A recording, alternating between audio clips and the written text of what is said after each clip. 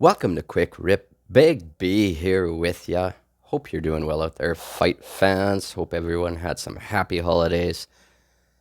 In this episode, we're going to talk a little UFC Apex because Henry Cejudo recently came across this article on MMA Weekly where Cejudo stated that he is not a fan of the UFC Apex, and a little bit of a deeper dive into that. Basically, what he's saying, he's not a fan of fighting at the Apex, and he's not really a fan of. Well, I'll read his quotes here. He says, "The Apex is not doing justice for any of the fighters. The UFC is saving money, but again, it's not promoting the sport. It's not giving these fighters these different experiences. Every time I fought, I wasn't fighting in a down 300-seat arena. I personally don't like the Apex. I don't see myself fighting at the Apex. I don't mind fighting at the Apex, but that's not my cup of tea." So, I don't know. He kind of contradicts himself there. I don't see myself fighting at the Apex, but but I don't mind fighting at the Apex. We all know that it all comes down to dollar bills when it comes to Cejudo. So that part, whatever. But I do agree with him. I don't believe that the Apex is doing the fighters any kind of justice. I don't think it's doing the fans at home watching on TV any kind of justice anymore. It certainly served its purpose through the pandemic when basically the entire world was shut down and there was no fucking place to go. It totally made sense there. And honestly, I don't know if the UFC would have been able to continue through that pandemic like it did without the use of the fucking Apex. So, I mean, it was key and fucking crucial to keep the ball rolling for them during that time. But the time is past now, and what Cejudo was basically talking about there was the upcoming, the first event, I believe, of 2023, which is Marlon Vera, Corey Sandhagen. Huge fucking fight. And it's going down at the Apex. Now, when they first started doing shows at the Apex and no crowds and you could hear everything, I absolutely loved it because it was kind of a new spin on it. But lately, I just haven't been feeling these Apex cards. No matter how good the fucking fight is, don't get me wrong, I'm tuning in for fucking Varys Sandhagen. I'm not missing that for anything, fuck. But it's just not special. It's not as special as it should be. When it comes to combat sports, I mean, watching it with minimal crowd, I mean, I've heard that the Apex seats, 1,000 spectators capacity. That's probably absolute max. And I don't even know if they let that many people in. Maybe with cornermen and officials and everything, there's 1,000, but I think it's basically 500 tickets or something. The last time I checked, anyway.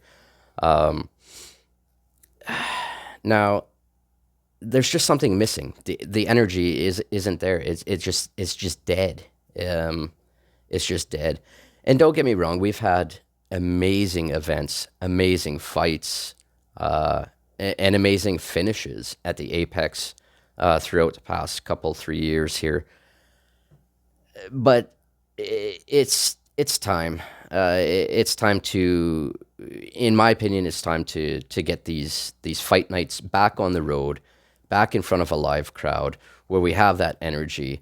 I mean, if I'm talking as a fan watching on TV where there's energy missing and there's something missing, it's just not as special as when you have a fucking packed house of screaming fans when the fighters are walking out or when the fighters are being announced by Bruce or Martinez. I mean, as somebody who's watching on TV, that totally it's just deflated. I can only imagine what that's like for the fighters. Now, obviously, some fighters like it.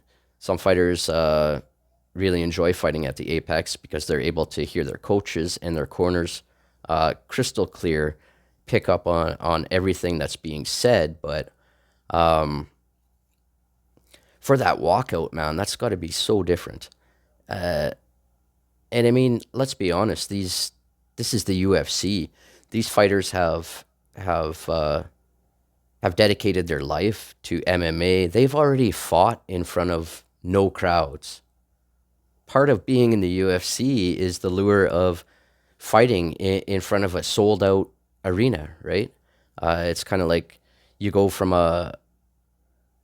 you're playing in a band, going from bar to bar, fucking bar hopping and playing for fucking beer for the night. And next thing you know, you're signed to a mega deal, selling out fucking arenas all over the world. I mean, that's the dream, right? You want to play in front of a live fucking sold out arena. You want to fight in front of it. That's what it's all about. Now, on the other hand, I got to say, because I have thought about this too when I was thinking about doing this video, is maybe my tune would change had I been able to see a live event. Maybe if I were one of the lucky couple of hundred that got into the Apex and got to watch high level MMA in such an intimate setting, that might not be so bad. You know what? I think I would actually really, really fucking enjoy that, to be honest. But on TV,